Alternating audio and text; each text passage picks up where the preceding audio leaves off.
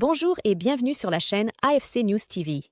D'après les statistiques de cette chaîne, plus de 74% de personnes regardent nos vidéos sans être abonnées à la chaîne. Alors, si toi qui regardes cette vidéo, tu te trouves dans ce cas, n'hésite pas de t'abonner à la chaîne. Cela ne te coûtera rien, mais aidera notre équipe à mieux travailler. Merci. 2017, Emmanuel Macron avait effectué une tournée inaugurale en Afrique, promettant la fin de la France-Afrique. Eh bien, pour une fois, la promesse est tenue. Mais comme à chaque fois avec notre Jupiter de pacotille, la copie est brouillonne et les Français n'en tirent que les inconvénients. Chers amis, je veux vous dire la vérité. La lame de fond qui jette la France hors d'Afrique ne peut pas être arrêtée. Ce n'est pas être défaitiste que de dire cela, c'est être réaliste pour en tirer le plus grand bénéfice possible pour la France et les Français. De Gaulle, lui, l'aurait compris et en aurait pris son parti. Oui, la vague qui nous pousse hors d'Afrique ne s'arrêtera pas.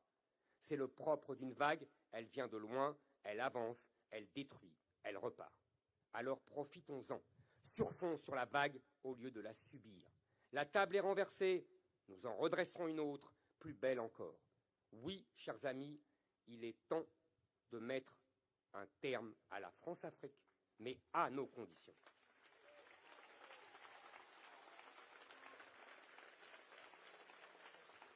La décolonisation n'a été en vérité qu'un marché de dupes.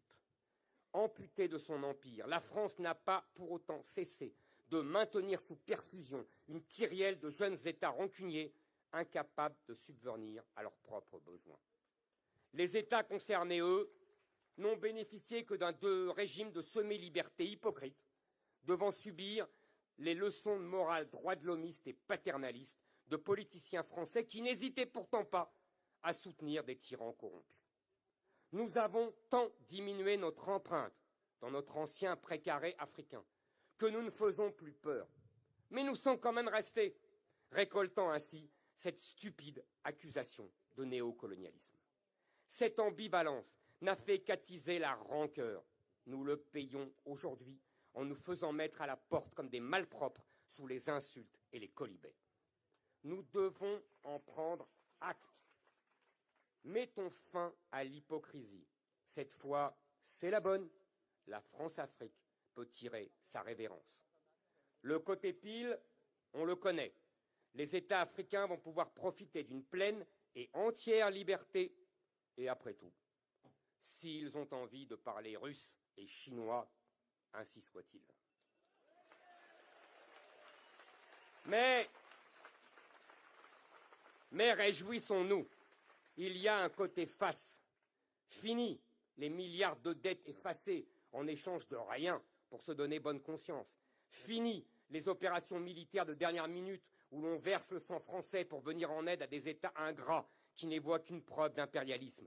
Fini la tolérance pour tous ces pays qui nous envoient leurs chômeurs, leurs délinquants et leurs mineurs isolés mais ne récupèrent jamais leurs clandestins en nous refusant les indispensables et ces papiers consulaires.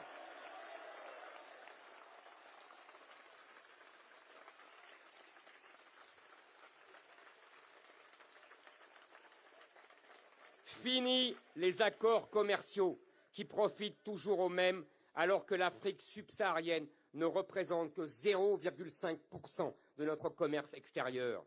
Fini les visas généreusement accordés aux étudiants, aux migrants désireux de trouver un Eldorado qui peu à peu disparaît. Fini le traité de 1968 qui facilite au-delà du raisonnable l'entrée des Algériens en France.